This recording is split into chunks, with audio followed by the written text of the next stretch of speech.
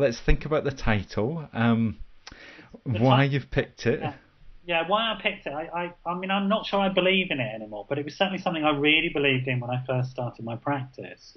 There are two elements to the title, and I think are important in my own journey on this. And I think, I'd like to bring people through a journey tonight as well, because I think it is important. Dropping to the universal is a concept from a woman called Dorothy Heathcote, who was a drama facilitator up in the north of England. She's dead now, but she created this idea of working with actually quite difficult kids in schools who are difficult to teach, and she created the concept of dropping to the universal. She would teach maths using drama. I don't know how you do that. How do you do that? That's incredible. Right, But she did that, and the way she did it was this thing actually called dropping to universal, which was essentially to create a new learning environment that was underneath the subject matter. So she would find what she called the universal connections to learning and growth through the mathematics, through the particular lesson plan, get the kids into that, re-engage them with learning, growth, change, and then bring them back into the lesson plan. Yeah. It's phenomenally successful. Sounds incredible to kind of short circuit the blocks to learning. Really amazing stuff. And then the other bit of it is the traumatic woundings and the potential space. Potential space, for those some people will know, is a Winnicott term. So Donna Wood Winnicott was a child psychoanalyst and had been a paediatrician initially, and created a lot of central concepts that are still used today, like holding. Holding as a concept in therapy, you hold your client, not physically, but emotionally you hold them. That's his concept. Mm-hmm. He very much came up with that idea using what he saw as the natural elements of parenting. When a child is anxious, you pick them up and you hold them. And he talked about that. He used those images and metaphors very much. The potential space for him was this idea of the relationship between the child and the mum. Create this playful, creative, potential space in which personality emerges. And he said that that's what the therapist does with the client. Yeah.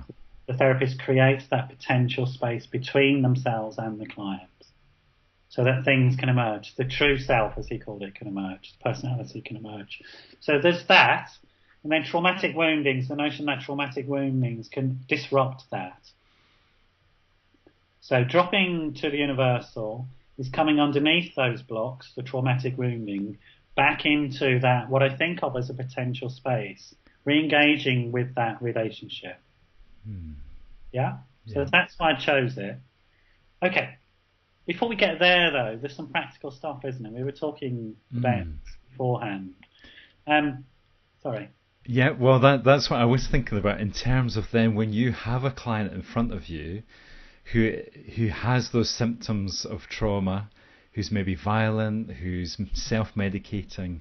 Yeah. You were saying like your strategy, your way of working has changed. You've got a very particular way of working now.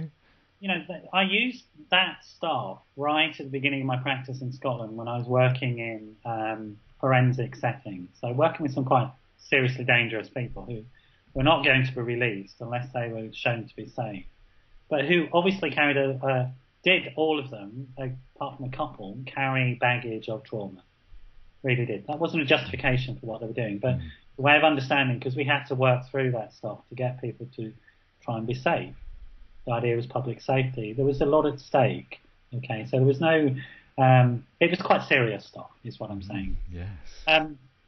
So it worked, but the problem is it does take a long time, and in the meantime, you've got people really hurting themselves or hurting other people, and that's the point about this forensic setting. That's the point I'm trying to make.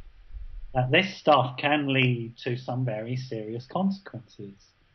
Trauma left untreated can lead to some very serious consequences. Soldiers coming back who are not diagnosed, who are not treated, who start self-medicating through, whose emotional regulation has been shot, literally has gone because they can no longer emotionally regulate themselves, so their anger is all over the place. They may be self-medicating, but then maybe explosively angry in the home, maybe hitting their children, scaring them, their partner, etc. These have very serious consequences. So there are some very important issues, as well as the psychic distress to the person experiencing the trauma. Now, loss of emotional management is a common symptom of trauma response. So maybe if I run through a couple of the basic tools of diagnosing trauma. So what are we looking at? What is trauma? Okay, so I showed you before. I've tried to be quite structured in this, because one of the things about trauma is it really messes you up. Yeah, so you want to kind of contain yourself as you think about this, and contain us. Yeah. So as a therapist, it's really important to be quite to be held, to be contained, to be cautious of things such as secondary trauma, which can affect the therapist. So if you're working in this field, it's very important to get support. It's very important to understand trauma symptoms and be monitoring yourself for them. Okay. Yeah. Okay. So it's symptoms that we might see in our clients and also in ourselves then. And ourselves. So secondary traumatization and re-traumatization of the client. These are key concepts. So the two sort of major documents that you might turn to for diagnosis, and there are three major ones, but the two major ones, one is DSM-5, that much maligned book. Yes. The Diagnostic and Statistics Manual in the US.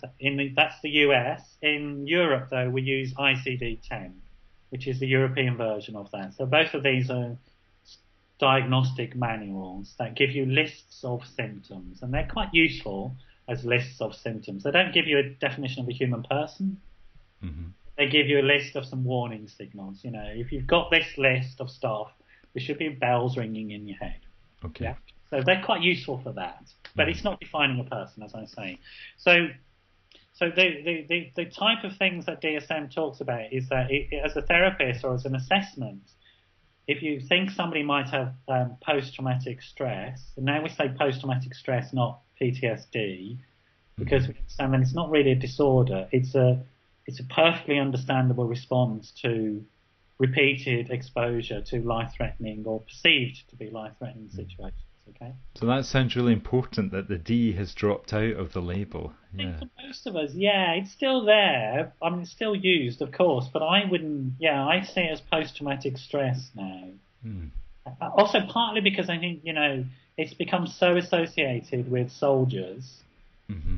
Actually, in my practice, and I know this, and it's part of the definition, PTS is very much part of children who experience trauma growing up, have all these symptoms of PTS, untreated PTS, that becomes chronic. Okay? So kids acting out in school, being violent, angry, aggressive, because that's one of the symptoms of post-traumatic stress. Right. Okay. The school not getting it, they're excluded. I did a lot of work with street kids here in London, and many of these kids had massively traumatic childhoods.